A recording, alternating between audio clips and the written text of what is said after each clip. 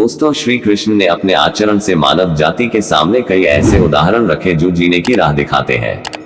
तो चलिए आज हम जान लेते हैं इस वीडियो में। मथुरा की एक कैद में माता देवकी के गर्भ से जन्मे कृष्ण ने अपने आचरण से मानव जाति के सामने कई ऐसे उदाहरण रखे जो जीने की राह दिखाते हैं। ऐसा ही एक उदाहरण है उनके रणछोड़ बनने का। जी हाँ, एक बार श्री कृष्ण ही युद्ध को बीच में ही छोड़कर मैदान से भाग गए थे। फिर भी शत्रु का वध हुआ और हजारों निर्दोष नागरिकों की सुरक्षा हुई। भगवान श्री कृष्ण का जन्म कंस का वध कर समस्त पृथ्वी लोक को उसके अत्याचारों से मुक्त कराने हेतु हुआ था। किशोरावस्था में ही वह गोकुल से मथुरा आ गए तथा दुष्ट कंस का वध किया। कंस की मृत्यु से दुखी उसके श्वसुर जरासंध ने एक विशाल सेना लेकर मथुरा पर आक्रमण कर दिया। इस आक्रमण में उसके साथ शिशुपाल और काल्यवन जैसे शक्तिशाली राजा भी शामिल थे। जल्दी ही सेना मथुरा जा पहुंची और मथुरा की राजसभा में कृष्ण तथा बलराम को सेना को सौंपने का संदेश भेजा गया। इस युद्ध को टालने तथा मथुरा के निर्दोष नागरिकों को बचाने के लिए कृष्ण ने रातों रात वहां से सैकड़ों किलोमीटर दूर समुद्र में एक नई नगरी द्वारिका का निर्माण करवाया। अपनी माया से उन्होंने समस्त नागरिकों, उनके पशुओं तथा संपत्ति को नींद में ही नई नगरी में पहुंचा दिया। अगले दिन सूर्योदय के समय कृष्ण तथा बलराम जरासंध की सेना के सामने जा पहुंचे और उससे लड़ने के लिए चुनौती दी। जैसे ही जरासंध और दूसरे राजाओं ने कृष्ण को मारने के लिए शस्त्र उठाए, दोनों भाई भागने लगे। उन भाइयों के पीछे जरासंध तथा काल्यवन जैसे राजा भी भागने लगे। कुछ ही देर में दोनों भाई बहुत आगे निकल गए और उनके पीछे केवल मात्र काल्यवन रह गया।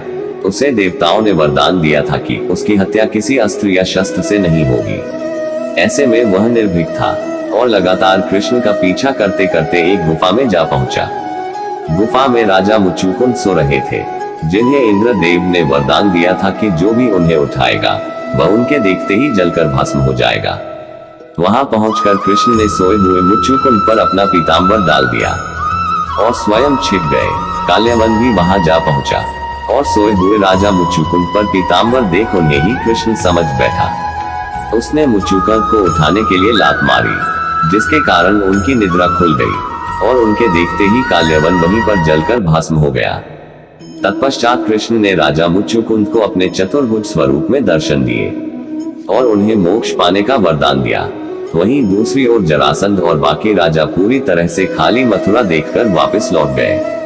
युद्ध से भागकर कृष्ण ने रखा देवताओं के वरदान का मार्ग। कृष्ण चाहते तो स्वयं भी काल्यवन और अन्य अधर्मी राजाओं का वध कर सकते थे, परंतु देवताओं के दिए वरदान का मान रखने के लिए ही उन्होंने काल्यवन को राजा मुचुकुंद के हाथों मरवाया।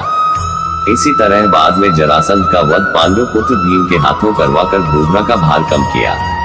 इस तरह कृष्ण ने दिया दुनिया को उदाहरण। इस कहानी के बाद कृष्ण के नाम के साथ हमेशा के लिए रणछोड़ जोड़ दिया। कृष्ण की इस कहानी से सीख मिलती है कि अनावश्यक ताकत का प्रदर्शन नहीं करें, बुद्धिबल से काम लेना चाहिए। इस तरह हम अपनी शक्ति को खर्च होने से रोक सकते हैं और बड़े से बड़े संकट का भी सामना कर सकते हैं।